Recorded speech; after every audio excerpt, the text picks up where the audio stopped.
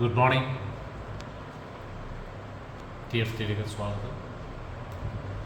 TFT ഒക്കെ കേൾക്കുകയും share ചെയ്യുകയൊക്കെ ചെയ്യണം കേട്ടോ. സുവിശേഷം അനേകരിലേക്ക് എത്തട്ടെ. എനിക്ക് വലിയ പ്രതിഫലമാണ്. നമ്മളിതൊക്കെ ഒരു നാണംകെട്ടായിട്ട് വിചാരിച്ചുകൊണ്ടിരുന്നു കഴിഞ്ഞാൽ അയ്യോ ഞാനിത് അയച്ചു കഴിഞ്ഞാൽ എന്നെക്കുറിച്ച് ആൾക്കാരെന്തോ ഓർക്കും. കഥ പറഞ്ഞ് എന്നെ ഭൂമിയിൽ ഏറ്റു പറയുന്നതിനെ ഞാൻ പിതാവിന് മുമ്പിൽ ഏറ്റു പറയും. നമ്മൾ സോർട്ട് ഓഫ് കൺഫ്യൂഷനായി അല്ലെങ്കിൽ നമ്മൾ ഏറ്റു പറയും. ഞാൻ കർത്താവിൽ വിശ്വസിക്കുന്നു, കർത്താവിൻ്റെ രക്ഷകൻ. നമ്മളിത് അങ്ങോട്ട് സർക്കുലേറ്റ് ചെയ്യുമ്പോൾ നമ്മളിതിൻ്റെ ഭാഗമാകുക. സുവിശേഷീകരണത്തിൻ്റെ ഇവാഞ്ചലിസത്തിൻ്റെ ഭാഗമാകുക. അതിനൊക്കെ പ്രതിഫലമുണ്ട് കേട്ടോ. നടുന്നവനും നനയ്ക്കുന്നവനും. അപ്പോൾ അങ്ങനെ നമ്മളത് സർക്കുലേറ്റ് ചെയ്യുമ്പോൾ നനയ്ക്കുക, അതിനെ ഗ്രോ ചെയ്യാനായിട്ട് നമ്മൾ ഇത് ചെയ്യുക, വാട്ടർ ചെയ്യുക. പ്രതിഫലമുണ്ട്, ഉറപ്പാണ്. അലക്ഷ്യമാക്കല്ലേ. ബോറടിക്കുന്നതല്ലേ. ഇപ്പം കേട്ടുകൾ മടുത്തു അല്ലെ ഞങ്ങൾക്ക് യോജിക്കാൻ പറ്റില്ല എന്ന് പറഞ്ഞാൽ നിർത്തിക്കളയില്ല കേട്ടോ. നിങ്ങൾക്ക് ഒരു ദിവസം മനസ്സിലാവും ഇതൊക്കെ വളരെ കറക്റ്റായിരുന്നു. ഞമ്മല്ലേ 30 വർഷം കൊണ്ട് കർത്താവ് തന്ന തിരിച്ചറിവും ബോധ്യവും കർത്താവിൻ്റെ വചനത്തിൻ്റെ അടിസ്ഥാനത്തിൽ ഞാൻ ഒന്നും എൻ്റെ സ്വന്തമായിട്ട് പറയാറില്ല. അതിന് വചനത്തിൽ അടിസ്ഥാനം ഉണ്ടാവും പറയുന്നത്. അല്ലെങ്കിൽ ദേവാസന്മാരുടെ അറ്റസ്റ്റേഷൻ ഉണ്ടാവും. ഞാൻ സ്വന്തം ബുദ്ധിയിൽ അല്ലെങ്കിൽ എൻ്റെ സ്വന്തം ഡോക്ടറിൻസ് ഒന്നും ഞാനിവിടെ അവതരിപ്പിച്ചിട്ടില്ല. കാരണം അതിനുള്ള പ്രാഗൽഭ്യം ഞാൻ ഈ കർത്താവിൽ ആശ്രയിക്കാനുള്ള മെയിൻ കാര്യം എന്താ പറയുക, എനിക്ക് സ്വന്തമായിട്ട് അങ്ങനെ വലിയ കഴിവുകളോ വലിയ ബലമൊന്നുമില്ല. ഞാൻ വിചാരിക്കുന്നുണ്ടെന്ന്. അപ്പോൾ ഞാൻ നേരത്തെ പറഞ്ഞിട്ട് ആർക്കിടെക്ചറിന് പോകുമ്പോൾ എനിക്കൊരു വര പോലും വരയ്ക്കാൻ അറിയത്തില്ലെന്ന്.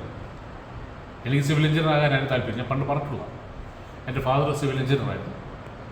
അപ്പോൾ അതുപോലെ സിവിൽ എഞ്ചിനീയർ ആകണമെന്നായിരുന്നു എൻ്റെ ആഗ്രഹം. എനിക്കൊരു വര പോലും വരയ്ക്കാറില്ല. പക്ഷേ അന്നത്തെ സാഹചര്യത്തിൽ അച്ഛൻ പോയി എന്നോട് ചോദിക്കാതെ ആർക്കിടെക്ചറിന് അഡ്മിഷൻ എടുത്തു കഴിഞ്ഞപ്പോഴാണ് ഞാൻ അറിയുന്നത്. എനിക്ക് ഭയങ്കര പണക്കായിരുന്നു. ഞാൻ കുറേ വഴക്കമൊക്കെ ഉണ്ട്, പക്ഷേ എടുത്തുപോയി. അപ്പം അന്ന് ഞാൻ വിശ്വാസം വന്നിട്ടില്ല. I M A Catholic. ഞാൻ കാത്തലിക്. അപ്പോൾ ക്ലാസ്സൊക്കെ തുടങ്ങി. ഞാൻ പറഞ്ഞിട്ടുണ്ട് എൻ്റെ റിലേറ്റീവ് തോമസ് കുരുൾ, ആർക്കിടെക്ട് ടോമോ, എറണാകുളത്ത് ഗിരിനഗറിൽ. അത് അവിടുത്തെ ഒരു സീനിയർ ആർക്കിടെക്ട്. അദ്ദേഹമാണ് അച്ചാച്ചനെ കൺവിൻസ് ചെയ്ത് മീറ്റിംഗ് ആർക്കിടെക്ചറാണ് നല്ലതെന്നുള്ളത്. അതൊരു കൂട്ടാകുമല്ലോ.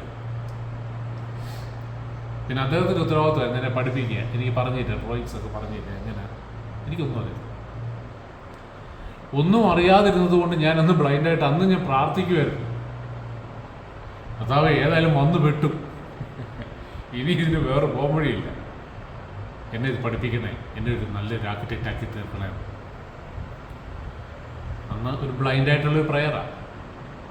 കാരണം അതേസമയം ഞാൻ ടാലൻറ്റഡ് ആയിരുന്നെങ്കിലോ, എനിക്ക് ഭയങ്കര കഴിവുണ്ട്, അല്ലെങ്കിൽ എനിക്ക് നല്ല ടാലൻ്റ് ഉണ്ട്, എന്നെ എല്ലാവരും അപ്രീഷിയേറ്റ് ചെയ്യുന്നു, ടീച്ചേഴ്സ് എല്ലാം അപ്രീഷിയേറ്റ്, അങ്ങനെ ഒരാളാണെങ്കിലോ ഞാൻ പ്രാർത്ഥിക്കും. കാരണം ഈ പ്രാർത്ഥിക്കേണ്ട ആവശ്യമില്ല, എനിക്ക് സ്വന്തം കഴിവുണ്ടല്ലോ. ഇന്ന് രാവിലെ കത്താത്തൊരു ബുദ്ധിയില്ല. നിനക്ക് ആ കഴിവുകേട് ഉണ്ടായിരുന്നുകൊണ്ട്, അല്ലെങ്കിൽ നീ ബലഹീനതായിരുന്നുകൊണ്ടാണ് നീ അന്ന് എന്നോട് പ്രാർത്ഥിച്ചത്. കർത്താവിൻ്റെ പ്രാർത്ഥന കേട്ടുന്ന ഞാൻ 100% വിശ്വസിക്കും. കാരണം ഞാൻ വലിയ ആളായെന്നില്ല, പക്ഷേ അന്നത്തെ എൻ്റെ അവസ്ഥയിൽ ഇന്നത്തെ എൻ്റെ അവസ്ഥയിൽ നോക്കുമ്പോൾ അത് കർത്താവിൻ്റെ പ്രവർത്തി. കാരണം I have nothing to boast about. എനിക്കങ്ങനെ ഒരു ബലമുള്ള മനുഷ്യനല്ലായിരുന്നു. നടപ്പും പാകമൊക്കെ കണ്ടു കഴിഞ്ഞാൽ അങ്ങനെയൊക്കെ തോന്നുമെങ്കിലും ഞാൻ പല കാര്യങ്ങളിലും ഞാൻ കർത്താവിൽ ആശ്രയിച്ചു. ഞാൻ ആശ്രയിച്ചിടത്തൊന്നും എന്നെ ലജ്ജിക്കാൻ അനുവദിച്ചില്ല, ഒന്നുമില്ല. കാരണം ഞാൻ വിശ്വസിക്കുക മാത്രമല്ല, കർത്താവെ അങ്ങ് മാത്രമാണ് എൻ്റെ ആശ്രയം. ബാക്കി എല്ലാവരും ഉണ്ട്, റിലേറ്റീവ്സ് എല്ലാം ഉണ്ട്. പക്ഷെ എൻ്റെ ആശ്രയം, my helpless but my confident dependence is you, not my flesh or my relatives. അങ്ങനെയുള്ളവരെ സഹായിക്കാൻ കർത്താവിന് ഭയങ്കര ഇഷ്ടമാണ്. നമ്മളാണല്ലോ അങ്ങനെയല്ലേ. നമ്മുടെ അടുത്തൊരാൾ വന്ന് നമുക്ക് സഹായിക്കാനുള്ള ആ ഒരു എല്ലാ സ്ഥിതികളും ഉണ്ട്. നമ്മൾ ഏറ്റവും സ്നേഹിക്കുന്ന, അല്ലെങ്കിൽ നമ്മളെ സ്നേഹിക്കുന്ന ഒരാൾ വന്ന് പറയാം എന്നെ സഹായിക്കണം, വേറെ ആരുമില്ല എന്നെ സഹായിക്കുക എന്ന് പറഞ്ഞു കഴിഞ്ഞാൽ നമ്മൾ ഉടനെ അവിടെ വല്ല കണ്ടീഷൻസ് വെക്കും. കണ്ടീഷൻസ് വെക്കാൻ ദൈവം മനുഷ്യനല്ല. അപ്പം ഞാൻ പറഞ്ഞു വരുന്നത് വിശ്വസിച്ചാൽ മാത്രം പോരാ. വിശ്വാസത്തിൽ നമ്മൾ ഒത്തിരി പ്രവൃത്തികൾ ചെയ്യും. നമ്മൾ പ്രാർത്ഥിക്കും, മണിക്കൂറുകളിരുന്ന് പ്രാർത്ഥിക്കും. ബൈബിള് മുഴുവൻ കാണാപ്പാടം. ഏത് വചനം പറഞ്ഞാലും ഇവിടെ കിടക്കുന്നത് ബൈഹാർട്ടായിട്ട് പറയാം. ദാനധർമ്മങ്ങൾ കൊടുക്കും, ദശാംശം കൊടുക്കും, എല്ലാം ചെയ്യും. വചനം എല്ലാം കാണാതറിയാം, അത് പറഞ്ഞ് പ്രാർത്ഥിക്കും. പക്ഷെ ആശ്രയം അതെന്തോന്ന് ഇപ്പോഴും അറിയില്ല. കാരണം ആശ്രയിക്കാൻ എനിക്ക് റിലേറ്റീവ്സ് ഉണ്ടല്ലോ, ബാങ്ക് ബാലൻസ് ഉണ്ടല്ലോ, എനിക്ക് ശക്തി ഉണ്ടല്ലോ. എനിക്കിപ്പോൾ ഇതിന് ഒരാളുടെ സഹായം, പണ്ടൊരാൾ പറഞ്ഞ പോലെ എനിക്കിപ്പോൾ കർത്താവിന് അറിയേണ്ട ആവശ്യം എന്താ? എനിക്കിതെല്ലാം ഉണ്ടല്ലോ. പൗലോസ് വളരെ ശക്തനായ ഒരു മനുഷ്യനായിരുന്നു, വളരെ ശക്തനായിരുന്നു, ഒന്നിനും കുറവില്ല. ആ മനുഷ്യൻ പറയുക, എൻ്റെ ബലഹീനതയില്ല കർത്താവിൻ്റെ തുണ, അല്ലെ കർത്താവിൻ്റെ കൃപ തികഞ്ഞു വരുന്നു. I am strong when I am weak എന്ന് പറഞ്ഞാൽ I am weak when I am strong.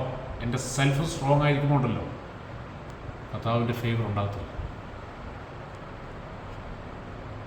അപ്പോൾ കർത്താവിൻ്റെ ഫേവർ ഉണ്ടാകണമെങ്കിൽ ഈ സ്വയബലം, സ്വന്തം കഴിവിലുള്ള വിശ്വാസം, അല്ലെ സ്വന്തം ആ ഒരു എന്താ പറഞ്ഞേ ശക്തി, അതും മാറണം. അതുപോലെ കർത്താവേ, അതിനാണ് ആത്മാവുള്ള ദാരിദ്ര്യം. കർത്താവെ, അങ്ങേ കൂടാതെ എനിക്കൊരു സ്റ്റെപ്പ് മുമ്പോട്ട് പോകാൻ പറ്റത്തില്ല. അതിനാണ് ആത്മാവുള്ള ദാരിദ്ര്യം എന്ന് പറയും. അങ്ങനെയുള്ളവരാണ് ഭാഗ്യവാന്മാർ. അവർക്ക് കർത്താവിൻ്റെ ഫേവർ ലഭിക്കുന്നു. കർത്താവ് അനുഗ്രഹിക്കും.